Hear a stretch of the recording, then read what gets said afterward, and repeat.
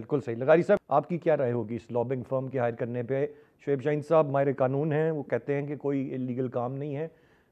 5 بڑے دنیا اسلام کے لیڈرز میں عمران خان کا نام آئے گا۔ شعیب صاحب بڑے آدمی ہیں، ظاہر ہے شعیب شاہین صاحب جو ہیں وہ جس کو چاہیں، اور ویسے بھی مفتی صاحب بھی ہیں، وہ چاہیں تو فتویٰ بھی دے سکتے ہیں، ان کے پاس تمام اتھارٹیز ہیں، وہ جس کو چاہیں محب وطن کہیں، عمران خان کی طرح جس کو چاہیں کہ دنیا کا سپر مین کہہ دیں۔ یہ تو واقعی سپر مین ہے، اس میں تو کوئی شک نہیں ہے۔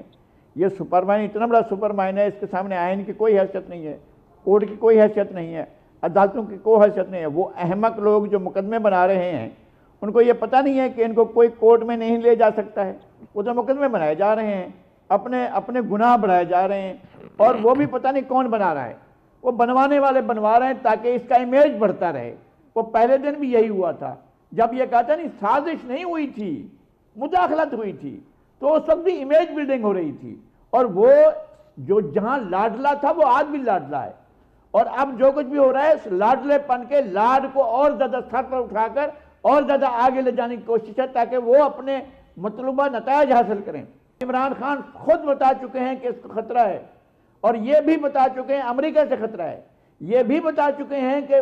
پہلے انہوں نے فوج کو ختم کرنا ہے، پھر آئی ایس آئی کو ختم کرنا ہے، اور پھر پاکستان کو ختم کرنا ہے، توڑنا ہے، 3 ٹکڑوں میں بانٹنا ہے، یہ عمران خان بتا چکے ہیں۔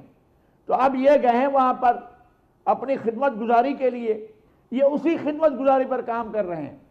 اگر آگے جا کر ملک کو نقصان، اچھا یہ جو پاپولرٹی کا بنایا گیا نا ہوا، بہت پاپولر ہے، یہ نہیں ہے پاپولر، یہ چند لوگ ہیں ایکٹیویٹ ہو جاتے ہیں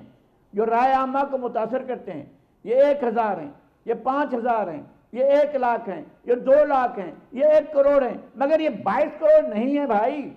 ان کو 22 کروڑ نہ سمجھا جائے۔ پاکستان کے 22 کروڑ عوام ان کے پیچھے نہیں کھڑے ہوئے ہیں۔